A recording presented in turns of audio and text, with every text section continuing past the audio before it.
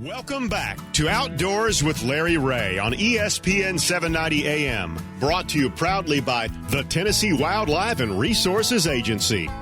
Hey, good Saturday morning. Welcome back to Outdoors with Larry Ray. As again, we head into our 21st year on the air here in the Memphis area, and all you folks in Brownsville, Tennessee, on 1520 AM, 95.3 FM, Jackson, Tennessee, News Talk 101.5. And again, so happy to come away from the Tennessee Outdoor Writers Association EIC contest with a couple of honors for the radio show. Appreciate that. But I want to talk about an event that's coming up here in November that's pretty cool. It's been on, hasn't been held for quite a few years, but I'm glad it's coming back. It's going to be a great event for TV for you folks out there when it comes to fishing, but the format itself is kind of unique and things along that line. But we've got one of the competitors on us. It's the 10-team field for the Yamaha Bassmaster Redfish Cup Championship presented by Skeeter Boats. And who better to talk about that than Derek Hudnall. Good morning, Derek. Good morning. How are you guys doing? We are doing great. Let's talk about, first of all, competing in this event. I mean, you're a Louisiana guy, and you're going down to Texas. Sir. You're going down to and compete. You're going to compete with a guy that you never fished with, but you know a lot about him. So talk about the uniqueness of this event, and why did you want to participate? Well, thanks for having me, first off. I mean, this is going to be a super unique event, and for those of you listening that are not familiar with it, it's only going to be 10 boats, and 10 boats. Of the 10 teams, and 5 of the 10 teams are what they're calling AllStar teams, which will be one of the top Redfish pro guys paired with a Bassmaster Elite Series guy. Yes, that's you. And then the other 5, yes, sir. And then the other 5 teams are going to consist of 2 Redfish pair guys, team fishermen. So, man, what a super, super unique format. I mean, we're going to, the world is going to get to see on TV. It's really bringing together 2 realms and 2 opposite ends of the spectrum in the fishing industry. Yeah. And we all know how big the fishing industry is. But, when they called me, Skeeter and Yamaha called me about 2 months ago and asked me if I'd want in, and I said absolutely. Not only is this going to be fun, but it also, we get 3 days of television from this. So we all get to, plug our partnerships and sponsors a little bit more. And, man, I cannot wait to see how we fish together. Ron Houston is my partner. I can't wait to fish with him. And you guys, it's a 2-fish limit in the 20 to 28 slot per day rather than the standard 5 fish. So talk about the uniqueness of that then, Derek. Man, I grew up red fishing in South Louisiana. It's so unique, but I've never red fished competitively like that. Yeah. And, that was one of the first questions that I asked Ron Houston. I was like, tell me, how on earth do you try to target a 27 to 28-inch redfish if you're not looking at them? I mean, I know there's techniques and there's a mindset behind it, and he kind of told me, and it made sense when he told me. He said, that time of the year, we're not going to be looking at them. The fish are going to be schooled up. And he said, if we find a school that is full of overs that are, 28 to 35-inch redfish, he's like, that's the school we're going to hammer. That's the school we're going to hammer because, you'll catch 29, 30-inch, 30-inch, and he said that all of a sudden you'll catch a 27 and a half, and that's the ones that you want to try to target. That's the ones you want. I would rather.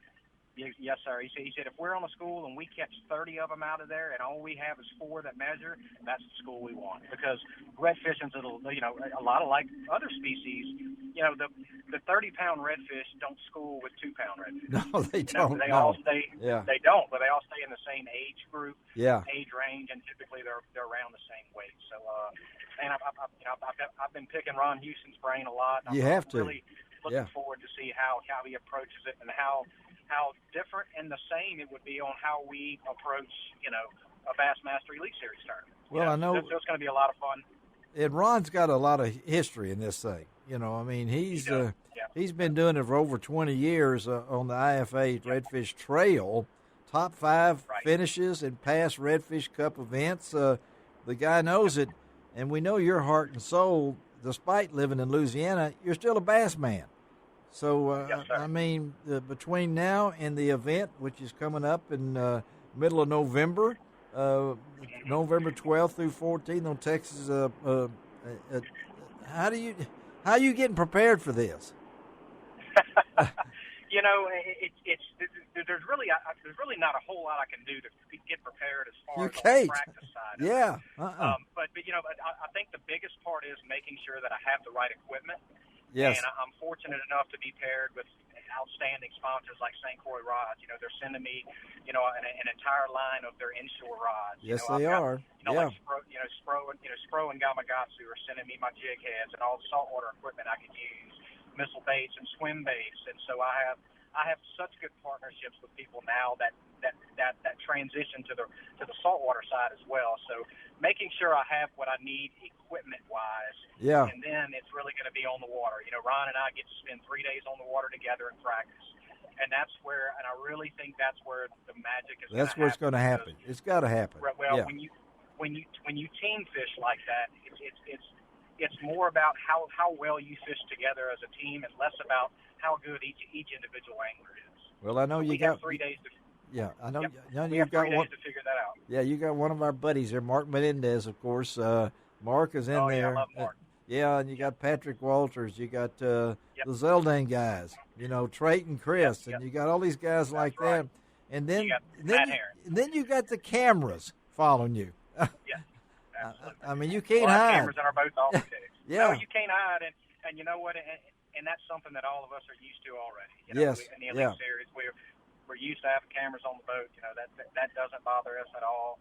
And of course, we invite them any chance we can get, because the more visible we are, the more visible we are to the people that we represent. And of course, this is all going to be you catch the action. The weigh-ins are at 3 p.m. there, and the FS1 is going to broadcast live from 7 to 10 a.m. live streaming on Bassmaster.com. And this it hasn't been held for a while, so 10 teams, $50,000. Now I know you've been doing this for a while, buddy. You've had a lot of success. I could see that when I looked at your chart with BASS, and so the competitiveness on this is. Will it be like going into an Elite Series, or you're going there to win, aren't you? 1,000,000,000%. Yes. I am going in there to win. I don't care if we're out trying to catch trash fish, crappie, or brim, or whatever. I mean, especially when we're competitive like this, you know, even if it's redfish, I can promise you I'm going to get up and be ready for that.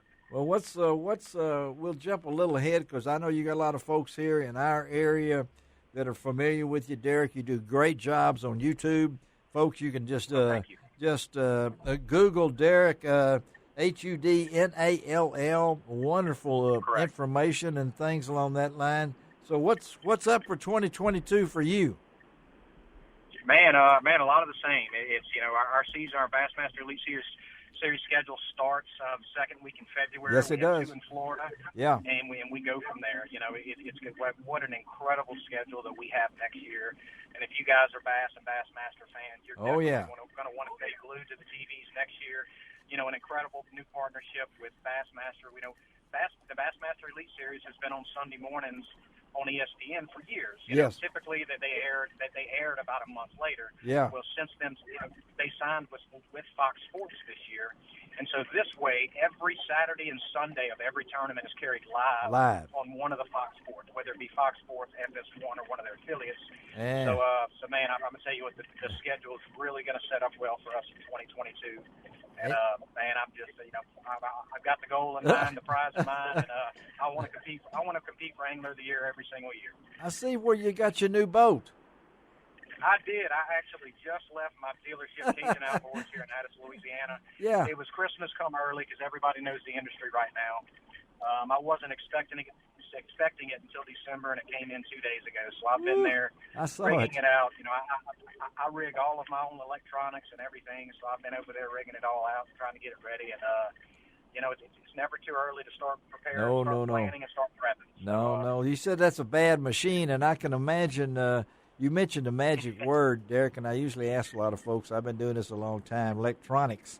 I was on Dale Hollow Lake earlier this week, crappie fishing with live scope, You know, it's pretty amazing. How much in that in your career has that electronics, has that been right at the top of the evolution of the bass tournament or whatever it might be? Oh, goodness. You know, especially in the 3 years, yes. the last 3 years. Now, look, the technology in this industry, I mean, it is simply a rat race to see who can build a better mousetrap. It is, yeah. I mean, it is every single year they're coming out something. They're coming out with something that makes us better anglers and helps us to be able to find fish quicker and catch more of them. And I'm gonna tell you, you know, that's it, especially the Garmin Live Scope. Oh yeah, like the Humminbird 360s and the evolution in mapping. We were using them all. It's all coming together, right? And it has, you know. And I get asked that question all the time. They're like, "Look, is it unfair? You know, is the Garmin Live Scope, is it getting unfair?" I said, "It's only unfair if you don't have one." If you don't have, your own fault. If you don't have one, yes, you are. And you know, and I was affiliated to one electronics company up until last year, and now I run multiple different units. You know, without a contract. So you know, and I have to. You have to make yourself better. But for you bass fishermen out there, and you really want to run that Garmin Live Scope, it is an awesome tool, but I'm going to tell you this, just like anything else, you have to know when not to look at it. You got to know when not to look at it, and I tell you what, I felt like I never looked at the water the other day, but again, I'm going to let you go, but I got one thing. When anybody puts down among their hobbies is hunting and youth fishing, Derek, I love to see somebody mention that, because that's what we got to do. I mean, yes, sir. Absolutely. I know you had a birthday in August, and let's keep these kids fishing, buddy. Okay? And absolutely. And thanks for taking time. Thanks for taking time to be on with us on Outdoors with Larry Ray. Good luck down there, but just watch out, Menendez. Watch out now. He can do it now. Okay, man? All right. Thank you, Derek. My pleasure. All right. My pleasure. Let's take a break on Outdoors with Larry Ray. Be right back.